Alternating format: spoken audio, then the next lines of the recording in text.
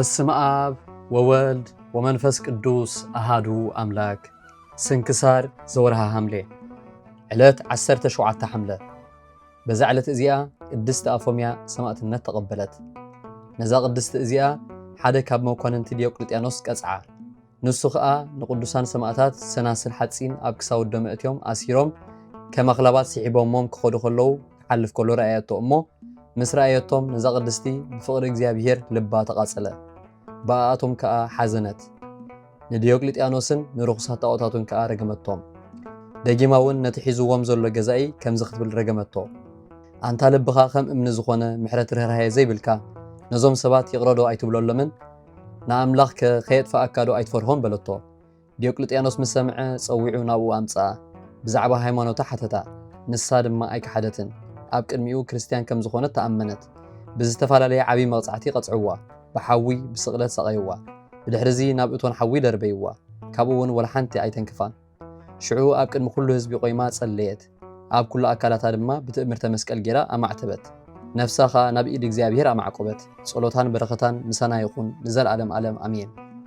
ሰላም እብል ለአፎምያ ብርህት ክበደ ሰናስል ነጺራ በክሳደ ሰማይት ሶበነደ ልባ በአምላካዊ ቅንዓት መቅሰፍት እያፍርሃ ወእያደንገጻ ስቅጠት ወለኪፎታ ፍጹመ ይክህለ እሳት።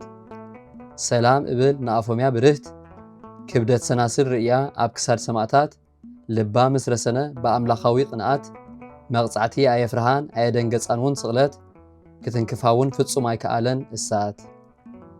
በዛ ዕለት እዚኣ ንኽቡር ኣቦ በዓል ብዙሕ ምግባር ጽቡቕ ዝመዘከርትኡ ኣባ እንድርያስ ናይ ዓባይ ሃገር ደብረ ሊባኖስ ኣበምኔት ዕለተ ዕረፍቱ እያ። እዚ ቅዱስ እዚ ብምስትውዓል ዓበየ። ብኢድ ኣባ ዮሃንስ ከዓ ኣልባስ ምንኩስና ለበሰ።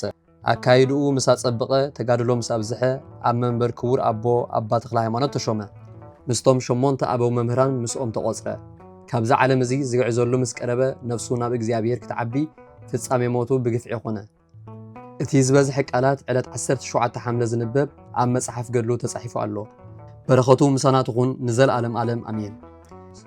ሰላም ሰላም ለእንድርያስ እብሎ ዘፈረየ ጽድቀ በደብረ ሊባኖስ በቅሎ ባኮስ ቢጹ ወሱታፊሁ በተጋድሎ ለዝ መዋእል እንዘይነጽር አክሊሎ በዕለተ ፈለሰ ዮም ኣይረፈ በመትሎ። ሰላም ሰላም ንእንድርያስ እብሎ ጽድቂ ዝፈረየ ኣብ ደብረ ሊባኖስ በቂሎ ባኮስ ዓርኩ ተሓባባሪኡ ብተጋድሎ ነዚ ተዓዋቲ እናረኣየ ኣኽሊሎ ብዝዓረፈሉ መዓልቲ ዓረፈ ብምስዓብ ብመትሎ። በዛ ዕለት እዚኣ ዮናስ ካብ ከብዲ ዓሳ ዝወፀላ ዕለት እያ። 3 መዓልትን 3 ለይትን ኣብ ከብዲ ዓሳ ምስ ተቐመጠ። በረኸት ኣምላኹም ሰና ይኹን ንዘለዓለም ዓለም ኣሜን። በዛ ዕለት እዚኣ መዘከርታ ኣባ ቤዱልን ዘካርያስን ኣውሎንያን እያ። እግዚአብሔር ብጸሎቶም ይመሓረና ንዘለዓለም ዓለም ኣሜን። በዛ ዕለት እዚኣ እዞም ዝስዕቡ ቅዱሳን ዝዝከሩላ ዕለት እያ። ቅዱሳን ኤስድሮስ ዓይነ ፀሓይ፣ ኔሮስ ሰማዕት፣ ጌዶ፣ ኣዋ፣ ኣዲስኑ ከምኡውን ናይ ቅዱስ ዮስጦስ ኣጽምቱ ዝተረኽበሉ እዩ። እግዚአብሔር ብጸሎቶም ይመሓረና ንዘለዓለም ዓለም ኣሜን። ዘቕረብክዎ ማህልየት ኣዘኻኺራ ኣእላፍ ካብቶም ኣዘውቲሮም ዘገልግሉኻ ኩሉ ግዜ ብዘይ ምዕራፍ እንዳኸንብብ ተቐበል ናይ ድኽነተይ መጽሓፍ ዝገበርካ ጎይታ ናይታ መበለት መባእ ውኩፍ ካብ ዘእተዉ ወሃብታማት ናይ ሃብቶም ተረፍ።